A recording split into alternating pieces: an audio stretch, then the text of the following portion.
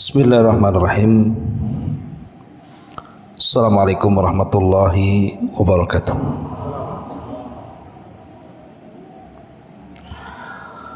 Alhamdulillah wassalatu wassalamu ala Rasulillah wa ala alihi wa sahbihi wa mawalah wa la hawla wa la quwata illa billahi wa ba'du. Alhamdulillah, segala puja dan puji hanya milik Allah subhanahu wa ta'ala. Salawat dan juga salam kita hadiahkan kepada Rasul kita Nabi besar Muhammad sallallahu alaihi wa ala alihi wasallam. Ma'asyiral muslimat yang dimuliakan Allah subhanahu wa ta'ala, alhamdulillah di pagi menjelang siang ini kita bisa berkumpul di Masjid Nidaul Ilmi Kapling Beliung, dan pembahasan di pagi menjelang siang ini ada sebuah hadis yang dikeluarkan oleh Imam Muslim dalam sahihnya. Hadis ini dari sahabat Jabir radhiyallahu anhu. Nabi sallallahu alaihi wasallam bersabda, "Inna iblisa yada'u arsyahu 'alal ma' thumma yab'atsu sarayahu fa'adnahum minhu manzilatan a'dhamuhum fitnatan. Yaji'u ahaduhum fayaqulu fa'altu kadha wa kadha fayaqul ma sana'ta syai'a qala thumma yaji'u ahaduhum fayaqulu ma taraktuhu hatta farraqtu bainahu wa baina imra'atihi qala fayudnihi minhu wa yaqul ni'ma anta."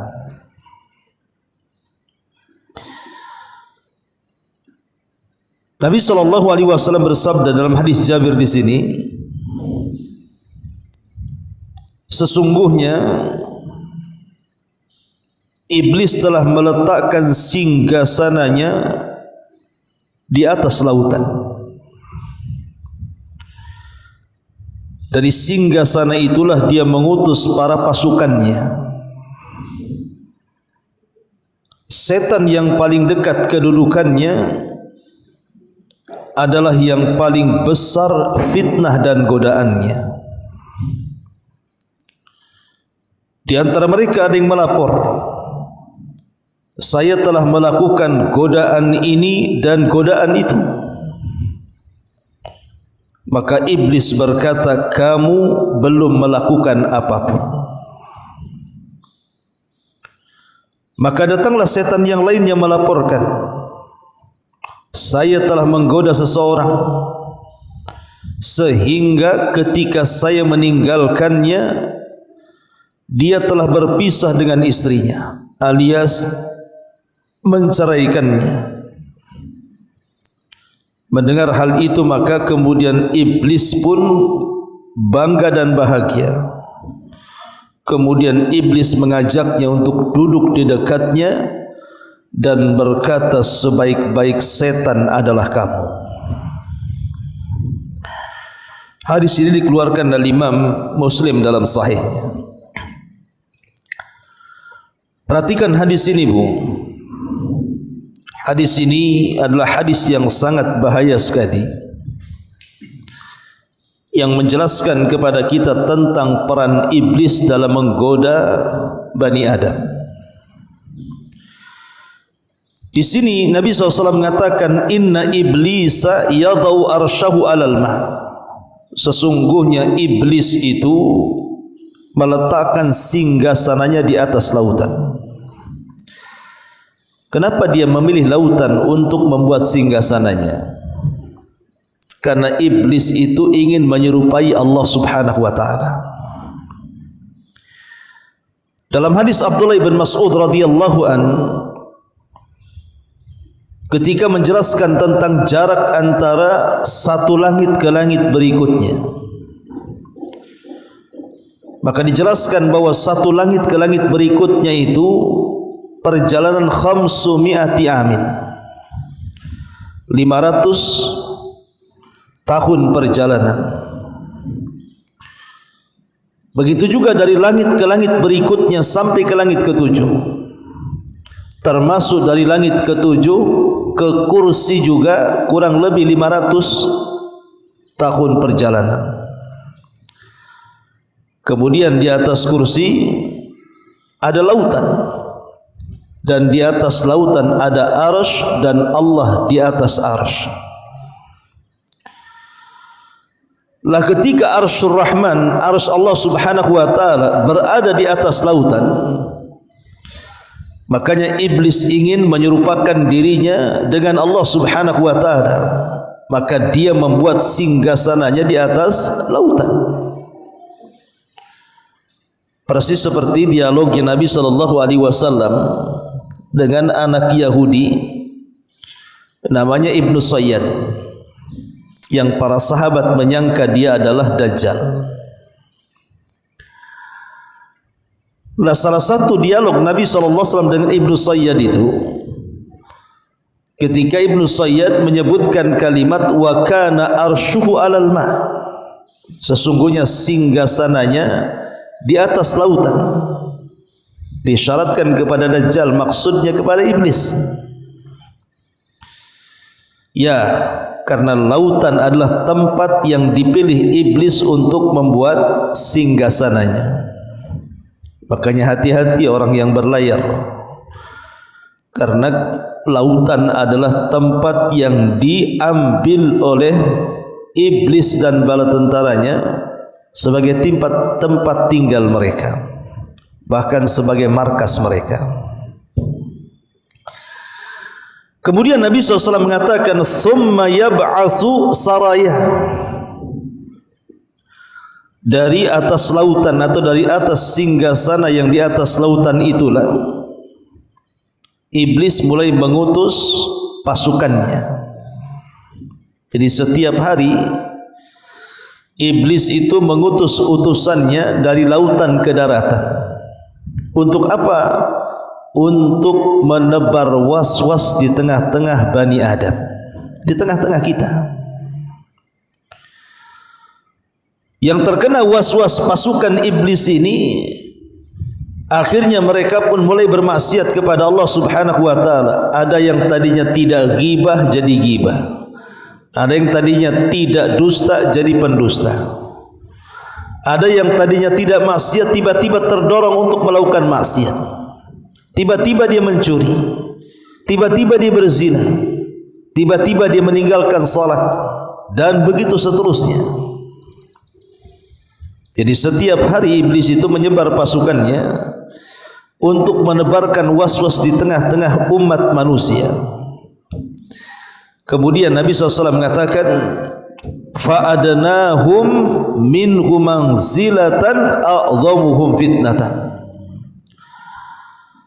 maka setan yang paling dekat kedudukannya dengan iblis adalah yang paling besar godaannya. Jadi nanti setelah setan ini mengutus pasukannya, iblis ini mengutus pasukannya, dalam satu hari itu mereka berhasil menggoda fulan dan alan, maka mereka akan pulang dalam satu hari itu melaporkan apa yang mereka telah lakukan.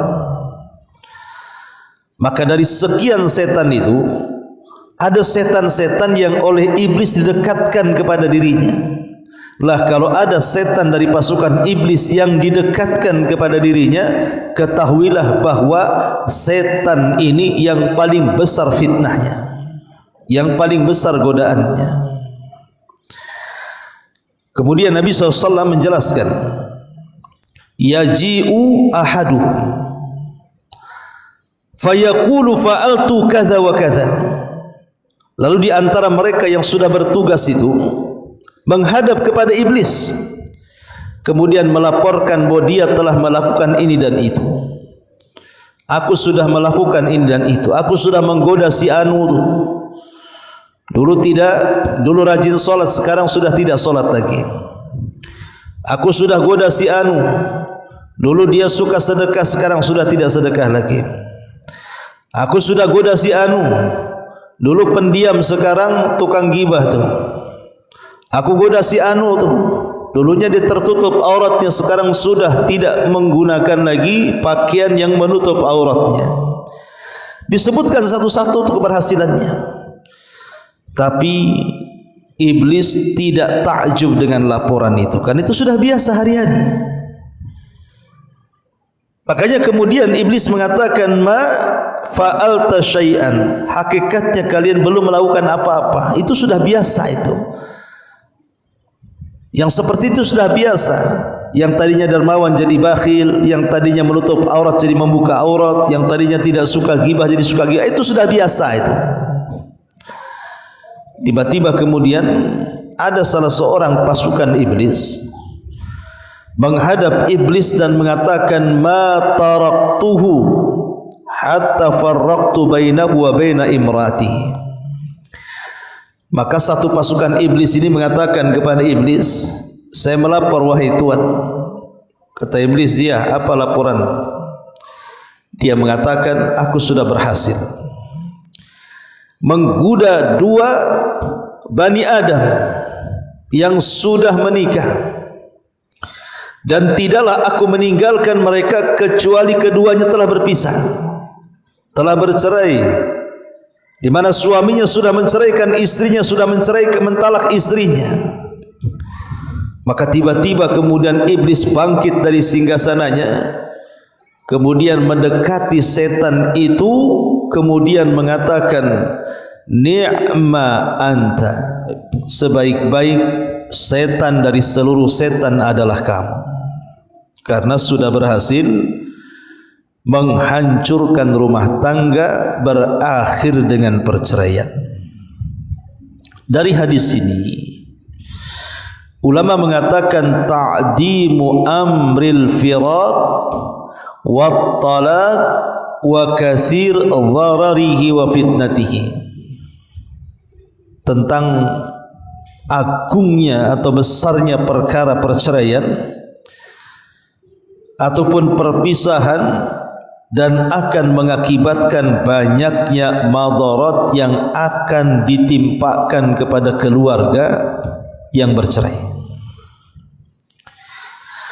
Ma'asyiral muslimat yang dimuliakan Allah Subhanahu wa taala, makanya saya sarankan Bu ya, nasihat saja, jangan menolong iblis untuk melancarkan tugasnya menceraikan orang. Contoh namanya Bu ya, ada teman ibu datang kepada ibu, kemudian mengeluhkan keluarganya. Ya, namanya besti, jadi dengar aja kan begitu ya. Lah ibu di posisi sebagai pendengar, kalau bisa jangan komentar Bu, jangan memihak besti ibu ataupun suaminya, karena ibu kan baru satu telinga tuh masalahnya, tidak melihat mendengar dari suaminya. Jangan mentang-mentang karena kawan dekatnya akhirnya udahlah cerai aja lah, nanti kita cari katanya. Lah kalimat seperti ini sama dengan meloloskan iblis dalam tugasnya. Kalau ibu justru menganjurkan atau mengompori atau memanas-manasi orang bercerai, itu sama saja ibu jadi kaki tangan iblis tuh. Tapi sebaiknya Bu, kalau ada orang yang minta nasihat apakah saya harus bercerai dengan suami saya, sebaiknya jangan bercerai, apapun kasusnya. Jadi tetap pendapat ibu jangan bercerai, soal nanti dia bercerai itu urusan dia. Tapi kita kemudian tidak menjadi kaki tangan iblis, karena kalau orang sudah bercerai Bu, itu madaratnya banyak, baik kepada si suami, baik kepada si istri, baik kepada keluarga suami, baik kepada keluarga istri, baik kepada teman-teman suami, baik kepada teman-teman istrinya, ataupun yang lebih daripada itu kepada anak-anaknya. Akibat bercerai Bu, lihat akibat perceraian kan, banyak anak-anak yang terlantar. Akhirnya si ibunya kawin lagi, dapatlah dia ayah tiri. Kemudian si ayah ini kawin lagi, dapat pula ibu tiri. Ayah tiri dan ibu tiri rupanya tidak mencintai si anak tadi. Apa yang terjadi? Akhirnya terlantar anak ini kan. Makanya datang iblis dan mengatakan, sudah nak, kau sudah tidak diakui bapakmu, sudah tidak diakui ibumu, sudah jadi anak angkatku sajalah katanya. Nah, akhirnya jadi anak angkat iblis pula tuh. Dan biasanya kalau orang sudah menikah kemudian bercerai, akhirnya banyak terjadi masalah kan Bu. Seorang suami bercerai akhirnya stres berzina, naudzubillah. Kemudian si istri juga begitu sama. Jadi akan merusak tuh, rusak ibadahnya, rusak muamalahnya, macam-macam rusak tuh. Pokoknya perceraian itu pasti akan merusak segalanya. Ya maksudnya, yang saya maksudkan di sini bukan perceraian yang dibolehkan. Ya, tidak semua perceraian itu terlarang, tidak ada perceraian yang dibolehkan. Bahkan jadi solusi juga cerai itu terkadang. Bagi orang yang suami istri berumah tangga kemudian bercekcok, terkadang cerai itu solusi daripada agama. Tapi yang dimaksud cerai di sini artinya cerai yang kemudian memadaratkan, membawa madarat besar bagi keluarga dan anak-anak. Cerai yang tidak ada sebabnya. Makanya kenapa kemudian Nabi SAW mengatakan, siapapun wanitanya yang meminta cerai kepada suaminya tanpa ada sebab, maka wanita itu terlaknat dan terlaknat. Siapapun wanitanya, tiba-tiba dia menghulu suaminya tanpa sebab, maka wanita itu terlaknat, kata Nabi. Karena perkara perceraian ini bukan perkara mudah, karena ikatan yang paling kuat dalam Islam ini adalah ikatan pernikahan. Itulah yang disebut dengan mitsaqun ghalidh namanya. Ma'asyiral muslimat yang dimuliakan Allah Subhanahu wa taala, baik kita akan kembangkan sedikit. Ma'asyiral muslimat yang dimuliakan Allah Subhanahu wa taala, tentu dalam kehidupan berumah tangga, saya, ibu atau siapapun lah, menginginkan keluarga itu seperti firman Allah Subhanahu wa taala, wa ja'ala bainakum mawaddatan wa rahmah. Ingin mendapatkan tiga perkara kan Bu, ingin mendapatkan ketenangan, ingin mendapatkan kecintaan, dan ingin mendapatkan kasih sayang. Saya kira seluruh rumah tangga kaum muslimin menginginkan tiga perkara ini. Rumah tangganya ingin tenang, rumah tangganya dibangun di atas kecintaan, dan rumah tangganya dibangun di atas kasih sayang. Sebab kalau tiga perkara ini ada dalam rumah tangga, insya Allah rumah tangga ini penuh dengan kebahagiaan. Tapi masalahnya Bu, tidak semua rumah tangga itu sesuai dengan keinginan kan Bu.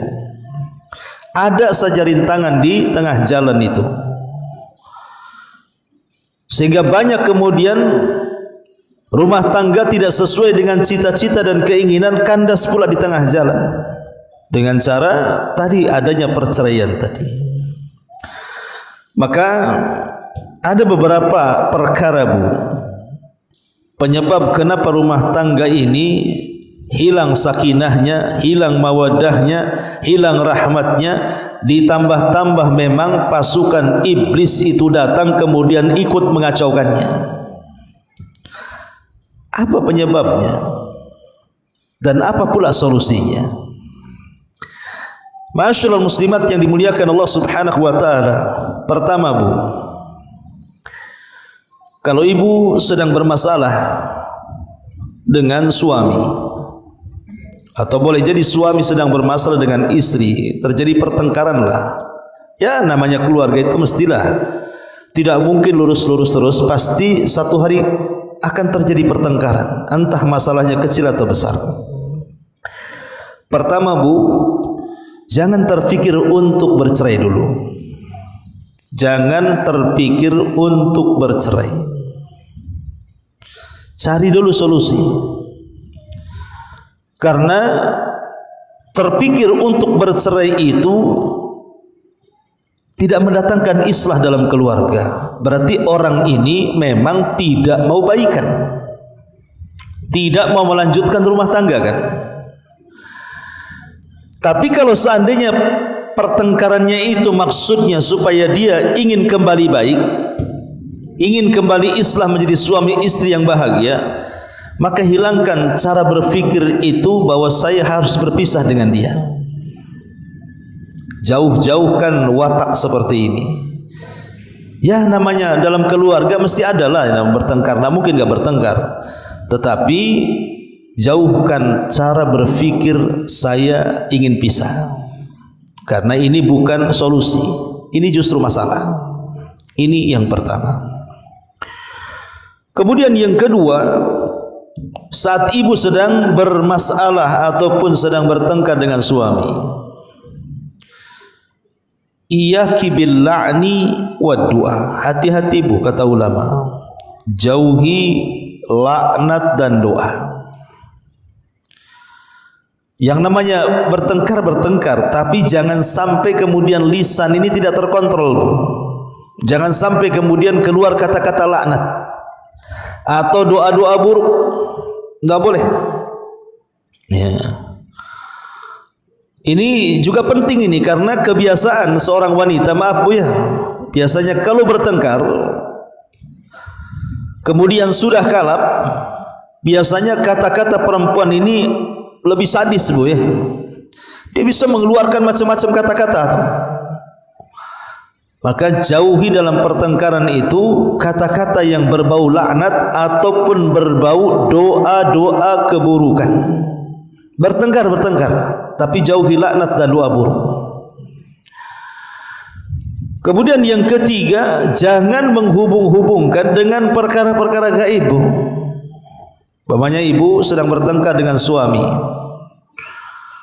tiba-tiba ibu mengatakan, jangan-jangan aku suka kamu gara-gara kau dukuni aku ya.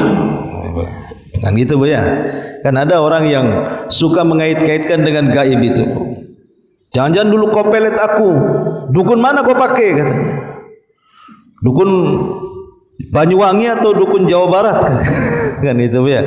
Jadi ada, tidak boleh kalau bertengkar tuh jangan dikait-kaitkan dengan perkara-perkara gaib. Ngomong gitu kok anaknya sudah 5 tuh aneh kan ya. Rumah tangganya sudah puluhan tahun, anaknya sudah banyak, bilang pula soal pelet. Maka dalam pertengkaran jauhi, jangan kait-kaitkan dengan perkara gaib. Karena itu kan fitnah, kan jatuhnya tuduhan, tidak boleh. Ya, nuduh jadinya. Kemudian juga yang keempat, jangan keluar rumah bu. Ibu kalau bertengkar dengan suami, jangan keluar rumah. Karena seorang istri itu kalau sampai dia melangkahkan kaki dari rumah saat pertengkaran, ini bukan mencari solusi ibu. Ibu mencari keributan namanya. Karena tidak boleh seorang wanita dia keluar rumah tanpa izin suaminya. Walaupun dalam kondisi ibu sedang damai ataupun sedang bertengkar, tetap hukum tinggal di rumah itu ibu lakukan, kecuali kalau memang ada kekerasan di situ. Lain ceritanya KDRT, kalau tetap di rumah maka ibu akan bonyok, dipukuli atau apa kan, paksalah lari dari rumah kan. Ya, tapi kalau suami hanya ngomong saja, nggak menyakiti ibu dan begitu seterusnya, sebaiknya tinggal di rumah. Karena kodratnya perempuan, kata Allah Subhanahu wa taala, wa qarna fi buyutikun, hendaklah wanita-wanita itu diam di rumahnya. Ini yang keempat. Yang kelima, ya, iya wattihami bil kadzib.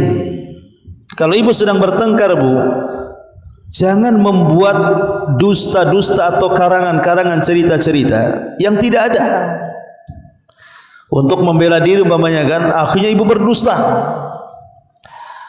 Aku kata si Anu engkau begini-begini, padahal itu ibu karang-karang aja tuh. Aku sudah dengar kebusukanmu, keburukanmu. Si Anu juga ngomong, padahal si Anu nggak ngomong. Nah, kan ini jangan suka mengarang-arang.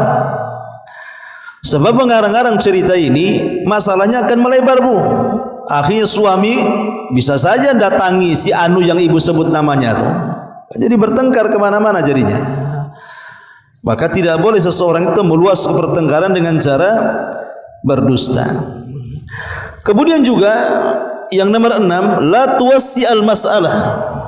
Jangan meluaskan masalah, Bu. Ibu kadang-kadang masalah hanya satu, tapi yang dibicarakan semuanya. Jadi ibu kalau ada masalah dengan suami, jangan meluaskan masalah. Cukup masalah itu saja. Cukup di titik masalah yang ibu sedang bertengkar dengan suami itu masalah apa. Kadang-kadang ada seorang ibu-ibu itu kalau sudah bertengkar, dia meluaskan masalah sampai kepada tetangganya, sampai kepada keluarganya, disebut-sebut tuh. Oh, jangan-jangan keluargamu seperti itu juga katanya. Lah, keluarganya kok dibawa-bawa pula. Jadi itu penting. Kemudian yang nomor 7, jangan memasukkan ke keluarga ke dalam masalah, Bu. Jangan memasukkan keluarga ke dalam masalah. Karena ada orang yang suka memasukkan keluarga dalam masalah. Ketika ada masalah dengan suaminya, dia telepon orang tuanya, dia telepon bapaknya, dia telepon ibunya, dia telepon saudaranya, minta dukungannya, minta pasukannya. Nggak boleh, Bu. Ya, jangan memasukkan orang lain ke dalam masalah. Keluarga itu boleh masuk kalau diminta. Itu pun berdasarkan kesepakatan. Nggak boleh masuk-masukkan begitu saja. Dan ini yang paling penting, Bu. Jangan membuka lembaran lama. Iyyaka an taftahi bil madhi. Jangan membuka lembaran lama. Ya, saya akuilah kadang-kadang ibu ini punya MP3 di kepalanya kan. Rekaman 20 tahun, 10 tahun itu masih hafal kadang-kadang. Ya mungkin enggak tahu, mungkin apa ada catatannya gitu. Tapi biasanya kalau laki-laki, Bu, laki-laki itu jarang dia mengungkit perkara-perkara lama. Dia akan fokus kepada masalahnya saja. Tapi kalau ibu-ibu bertengkar, itu masalah 10 tahun yang silam, mulai harinya, bulannya, tanggalnya, tahunnya, detail dia bisa kemudian merunutkan kejadiannya tuh. Ibu jangan ya, kalau bertengkar jangan membuka lembaran lama. Titik masalah itu saja yang diselesaikan. Sebab kalau ini yang jadi masalah, ini pasti terjadi perceraian, Bu. Pasti terjadi perceraian. Ya. Maka jangan membantu iblis untuk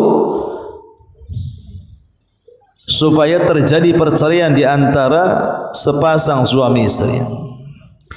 Kemudian juga al-ghiratu zaidah, cemburu yang berlebihan. Cemburu itu boleh dalam Islam, bahkan itu tanda cinta kan. Orang kalau tidak cemburu berarti tak cinta dia. Justru cemburu itulah yang merekatkan hubungan suami istri. Tapi ada cemburu-cemburu itu yang melampaui batas, sehingga terkadang tugas malaikat raqib dan atid itu ibu pula yang pegang. Ini suami baru pergi nih. Di mana, Bang? Sama siapa? Lagi ngapa di situ? Jam berapa balik? Ya. Awas kalau tak balik. Ini sudah jam sekian, Bang. Nah, terus akhirnya kemudian gimana suami loh kalau keluar dipantau seperti ini kayak dibuat anak-anak. Oh, lama-lama ya suami juga stres kan, Bu. Dia bukan robot kan gitu. Maka terkadang cemburu zaidah tambahan ini bukannya menunjukkan rasa sayang, Bu, rasa cinta seorang wanita kepada suami, justru ini membuka pintu talak. Ya, maka serahkanlah kepada Allah Subhanahu wa taala. Pokoknya serahkan, doakan suami di luar sana tidak ada masalah, serahkan. Ya. Kemudian juga jauh khianat, Bu. Jauhi berkhianat. Karena suami itu tidak suka. Saya sekarang menjelaskan ibu aja ya, nasihatkan ke ibu. Saya depan saya tidak ada suami, makanya saya fokus ke ibu-ibu aja. Jadi hindari al-khianat. Contoh umpamanya, insya Allah kalau ibu sudah ngaji, sudah hijrah, insya Allah lah, mudah-mudahan Allah lindungi kan. Tapi kalau di luar sana, Bu, orang-orang awam itu yang mereka sudah punya suami tapi berdandannya itu di luar kayak tidak punya suami. Akhirnya menggoda laki-laki lain, menggoda tetangga, menggoda teman-temannya yang lama dan begitu seterusnya. Akhirnya jatuh kepada pengkhianatan.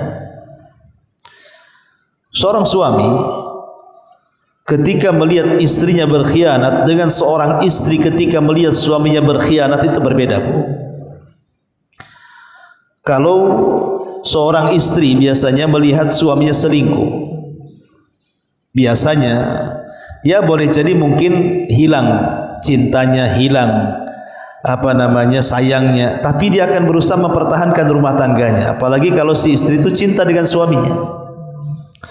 Tapi kalau suami melihat istrinya selingkuh, Bu, itu beda. Pasti dia akan menceraikannya. Makanya hindari khianat dalam rumah tangga itu. Kemudian juga adamul ihtimam bil madhar. Juga di antara sebab kenapa hilangnya sakinah, mawaddah, warahmah, kemudian juga munculnya percekcokan, pertengkaran sampai kepada tingkat perceraian, itu karena ibu tidak ada ihtimam. Ihtimam itu maksudnya tidak ada semangat ya dalam madhar. Madhar itu sesuatu yang tampak dari pakaian ibu, penampilan ibu, wajah ibu di hadapan suami. Seolah kalau ibu sudah menikah dengan suami itu tidak mungkin cerai 100 tahun kan itu. Enggak begitu, Bu. Jadi di antara sebab hilangnya juga perasaan sakinah mawaddah warahmah itu ketika ibu tidak jaga penampilan. Ya, penampilan itu bisa saja dari fisiknya dijaga, dirawat gitu ya.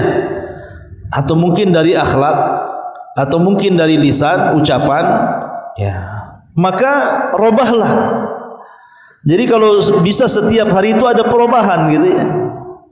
Walaupun mamanya sudah lama menikah, karena itu penting madhar dalam keluarga itu. Betapa banyak suami yang benci dengan istrinya gara-gara ucapannya yang kasar. Ada juga gara-gara penampilannya yang kurang menarik. Ada juga yang akhlaknya kurang beradab dan begitu seterusnya kan. Madhar itu penting dalam keluarga. Maka perhatikan. Termasuk juga hindari al-kadzib.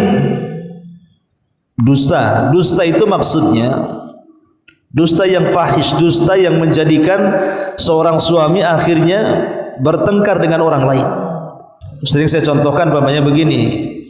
Ibu curhat sama suami, "Bang, itu tetangga sebelah itu kayaknya kurang ajar sama saya, Bang." "Kenapa, Dek?"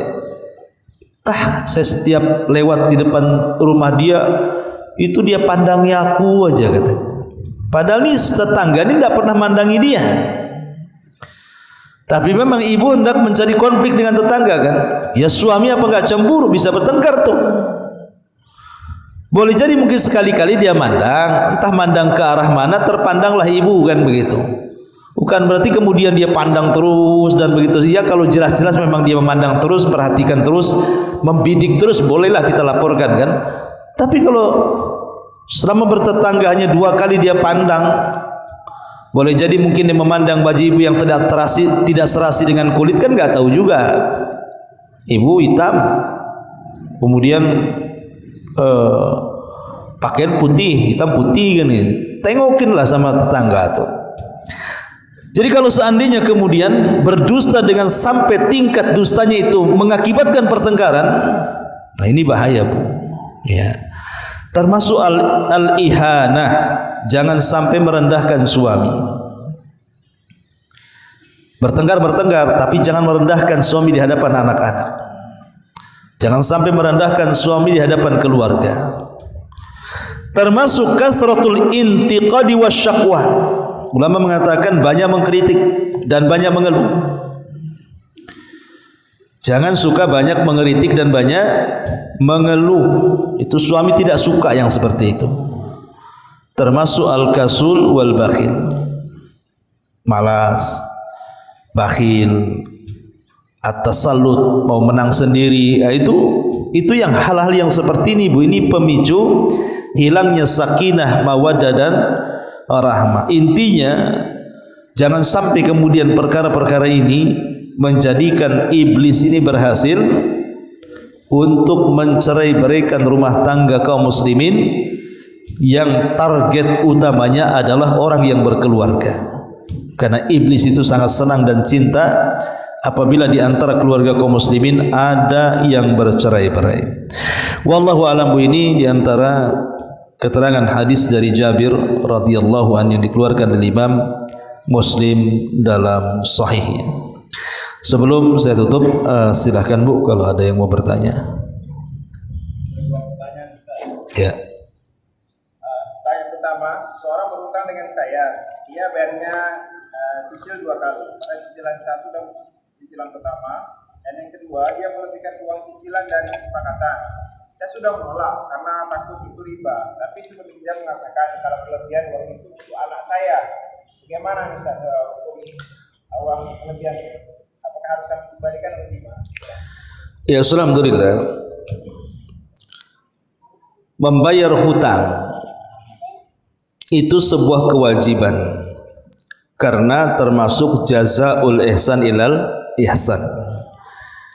Kalau orang berbuat baik kepada kita, maka hendaklah kita berbuat baik kembali kepada orang yang telah berbuat baik kepada kita. Orang itu sudah berbuat baik kepada kita, meminjamkan uangnya, maka apabila sudah sampai temponya, balikan. Jangan membalas kebaikan dengan keburukan. Nah, salah satunya juga kalau mau melebihkan dari bayaran itu jauh lebih baik lagi. Jadi ibu hutang sama saya 100, kata saya bayar bulan depan Bu ya. Kemudian ibu melebihkan 110, maka itu sebuah kebaikan. Melebihkan bayaran hutang sebuah kebaikan karena itu bentuk balas budi namanya. Yang jadi riba itu kalau pihak peminjam memang terkenal rentenir atau suka membungakan uang, ngomong atau tidak ngomong, bicara atau tidak bicara, memang dikenal kalau minjam sama dia 100 harus balikan 110. Lah kalau itu yang terjadi maka tidak boleh, itu sudah masuk pada riba. Tapi kalau ibu meminjam kepada orang yang tidak dikenal dia suka membungakan uang, meribakan uang, maka sebagai budi baik kita, maka kita lebihkan. Ya, dan ibu terima saja kalau saya lebihkan, itu hadiah karena sudah berbuat baik kepada orang itu, namanya busyrul ajil namanya. Itu kabar gembira yang didahulukan di dunia. Karena ada orang yang melebihkan dari hutang yang kita hutangi, padahal niat saya ngutangi itu ingin dapat pahala, rupanya bukan hanya dapat pahala tapi juga dapat kelebihan dari pembayaran tadi. Tidak ada masalah, tidak usah dibalikan. Ya, wallahu a'lam. Ya. Buang angin setelah salam pertama, sebelum salam kedua, apakah salatnya sah atau harus diulang? Ya, alhamdulillah. Hukum dalam salat, salam itu bagian daripada rukun. Salam itu bagian daripada rukun. Apakah kemudian kedua-dua salam, maksudnya salam assalamualaikum, assalamualaikum, ataukah salam ke kanan saja? Ada yang mengatakan bahwa yang rukun itu adalah salam ke kanan saja. Ke kiri itu sunnah. Ke kiri itu sunnah. Artinya kalau seandainya seseorang sudah salam ke kanan tiba-tiba mengeluarkan angin dan dia belum salam ke kiri, dianggap sah. Karena sunnah kan begitu ya. Lain kalau dia rukun. Ya. Itu sebagian para ulama memandang seperti itu. Ada yang mengatakan dua-duanya rukun. Kalau dua-duanya rukun berarti kalau kentut belum salam ya batal salatnya. Tapi wallahu alam ya, bahwa salam yang rukun itu adalah salam ke kanan. Jadi kalau seandainya orang sudah salam ke kanan, assalamualaikum warahmatullahi gitu ya, maka itu sudah sempurna salatnya. Karena ke kiri ini hukumnya sunnah saja. Wallahu a'lam. Ya, sampai di sini. Subhanakal bihamdika asyhadu an la ilaha illa anta astaghfiruka wa atubu ilaik. Allahu taala alam. Assalamualaikum warahmatullahi wabarakatuh.